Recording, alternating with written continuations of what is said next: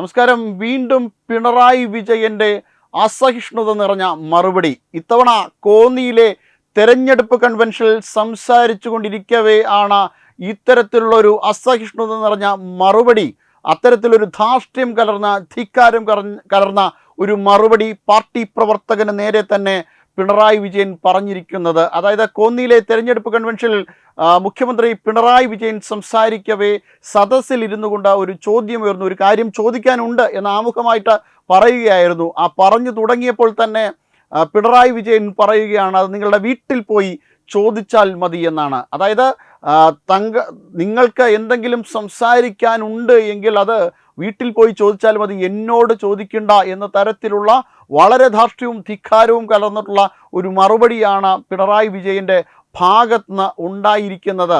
ഈ ഒരു പരാമർശം വളരെ ദൂരവ്യാപകമായ ഒരു പ്രത്യാഘാതം തന്നെ ഉണ്ടാക്കും.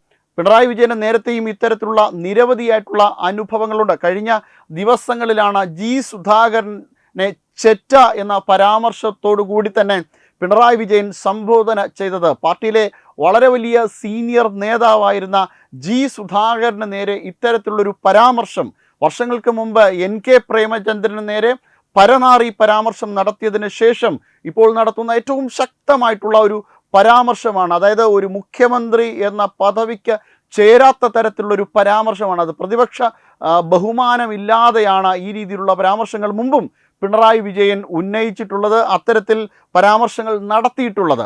അതേ മാതൃകയിൽ തന്നെയാണ് ഇപ്പോൾ പാർട്ടി പ്രവർത്തകന് നേരെയും ഒരു ചോദ്യമുയർന്നപ്പോൾ വീട്ടിൽ പോയി ചോദിച്ചാൽ മതി എന്ന് പറയുന്നത്.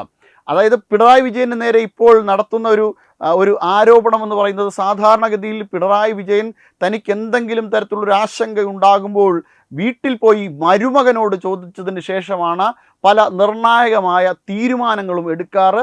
അതുകൊണ്ട് തന്നെ അത്തരം തീരുമാനങ്ങൾ ആ രീതിയിൽ എടുക്കുന്ന പതിവനുസരിച്ചാണ് പിണറായി വിജയൻ ഇപ്പോൾ ആ ചോദ്യം ചോദിച്ച വ്യക്തിയോടും നിങ്ങളുടെ വീട്ടിൽ പോയി ചോദിച്ചാൽ മതി എന്ന തരത്തിലുള്ളൊരു മറുപടി കൊടുത്തിരിക്കുന്നത് എന്നാണ് പ്രധാനപ്പെട്ട ട്രോളും ആരോപണങ്ങളുമായിട്ടും വരുന്നത്. എന്തായാലും വലിയ രീതിയിൽ, അതായത് പിണറായി വിജയനോട് ചോദിക്കുന്ന ചോദ്യങ്ങൾക്കെല്ലാം തന്നെ ഇത്തരം ധാർഷ്ട്യം കലർന്ന ധിക്കാരം കലർന്ന ഒരു ജനാധിപത്യ സമൂഹത്തിന് ഒരിക്കലും അംഗീകരിക്കുവാൻ പറ്റാത്ത രീതിയിലുള്ള മറുപടികളാണ് ലഭിക്കുന്നത്.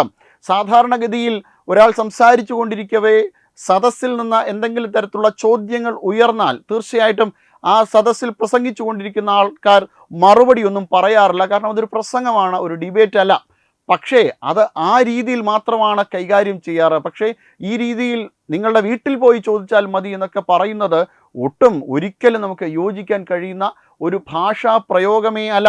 നവകേരള സദസ്സിൽ പ്രതിഷേധിച്ച UDF പ്രവർത്തകർക്ക് നേരെ തല്ല് കൊടുത്ത അതേ ലാഘവ ബുദ്ധിയോടുകൂടി, അല്ലെങ്കിൽ അതിനെ ഒരു ജീവൻ രക്ഷാ പ്രവർത്തനമാക്കി മാറ്റി ചിത്രീകരിച്ച മുഖ്യമന്ത്രിയുടെ അതേ ലാഘവ ബുദ്ധിയോടുകൂടിയാണ് ഇപ്പോഴും പിണറായി വിജയൻ ഈ രീതിയിൽ പ്രതികരിച്ചിരിക്കുന്നത്. സാധാരണ മൈക്കിനോട് തെറി പറഞ്ഞ, മൈക്കിനോട് കലഹം കാണിച്ച് മൈക്ക് സെറ്റ് വയ്ക്കുന്ന ആൾക്കാർക്കെതിരെ കേസെടുത്തൊക്കെയാണ് പിണറായി വിജയൻ മാധ്യമങ്ങൾ നിറഞ്ഞിട്ടുള്ളത് എങ്കിൽ ഇപ്പോഴിതാ തന്നോട് ചോദ്യം ചോദിച്ച പാർട്ടി പ്രവർത്തകനോട് തന്നെ പറഞ്ഞിരിക്കുകയാണ്, വീട്ടിൽ പോയി ചോദിച്ചാൽ മതി, നിങ്ങൾ എന്തെങ്കിലും ഉണ്ട് എങ്കിൽ.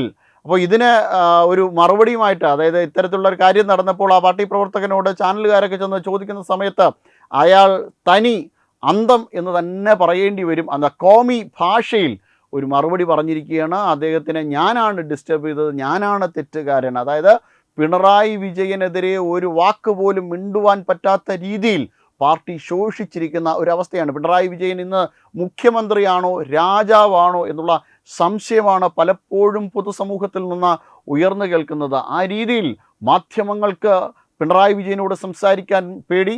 അതായത് കഴിഞ്ഞ ദിവസങ്ങളിൽ ഉണ്ടായ പല ഇൻ്റർവ്യൂകളിലും പലപ്പോഴായിട്ട് ആങ്കർമാർ അങ്ങ് കുഴഞ്ഞ് മറിഞ്ഞ് കാല് കുമ്പിട്ട് ഇരിക്കുന്ന തരത്തിലാണ് കാര്യങ്ങൾ മുന്നോട്ട് നോക്കിയത്. അതായത് ഇത്തരം ഇൻ്റർവ്യൂവിൻ്റെ ഭാഗമായി ചോദ്യങ്ങളുടെ രൂപത്തിൽ മുന്നോട്ട് പോയിട്ടുള്ളത്. അങ്ങനെ വലിയ രീതിയിൽ നട്ടല് വളച്ചുകൊണ്ടാണ് പിണറായി വിജയൻ്റെ മുന്നിൽ പിണറായി മാധ്യമങ്ങൾ പ്രതികരിച്ചിരിക്കുന്നത്. അതുപോലെ തന്നെയാണ് പാർട്ടി പ്രവർത്തകരും ഇപ്പോൾ അദ്ദേഹത്തിനോട് സംസാരിക്കുന്നത്. അദ്ദേഹത്തിനെ തിരുത്തുവാൻ ആളില്ലാത്ത ഒരു സാഹചര്യമാണ് കേരളത്തിൽ ഉണ്ടായിരിക്കുന്നത്. ജി സുധാകരൻ ചോദിച്ചിരിക്കുന്നതും ഇതാണ്, പിണറായി വിജയന് ഇങ്ങനെ മറുപടി കൊടുക്കാനുള്ള അധികാരം PB നൽകിയതാണോ എങ്കിൽ പിണറായി വിജയൻ മറുപടി പറയണം എന്നതാണ്.